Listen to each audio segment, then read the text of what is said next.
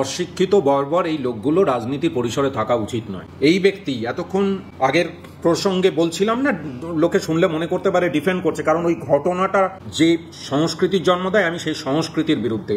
আবার ঠিক একইভাবেই এই ধরনের অশিক্ষিত বর্বর রুচিহীন মানুষের রাজনীতিতে থাকাই উচিত না। মানুষ এদেরকে রাজনীতিতে এনেছে, তাতে রাজনীতির ক্ষতি হয়। এই ভদ্রলোক কিনা জানি না, এই মানুষটি তিনি রাজ্যের মহিলা মুখ্যমন্ত্রী সম্পর্কে, মমতা বন্দ্যোপাধ্যায় সম্পর্কে কি হাফ প্যান্ট পরা না কি সব বলেছিলেন। উনি হামেশাই এই সমস্ত কথা বলতে পারেন এবং মনে করেন যে এইগুলো বলা বোধহয় বাক স্বাধীনতার অন্তর্গত। কিন্তু তাদের এই ধরনের মানুষ, তাদেরকে যদি কেউ 4 অক্ষর 6 অক্ষরের গালিগালাজ করে, সেটা কি ভালো জিনিস হবে? এইটা করার জন্য তো রাজনীতি করতে আসার কথা নয়। একই কথা রাজনৈতিকভাবে যদি বলতে হয়, বিরোধিতা করো, কারণ সেটা আমার রাজনৈতিক বক্তব্য। তাই বলে আমি তাদেরকে গালি দিতে পারি না। বাংলা হান্টের আরো খবর দেখতে নজর রাখুন। বাংলা খবর মানেই বাংলা হান্ট।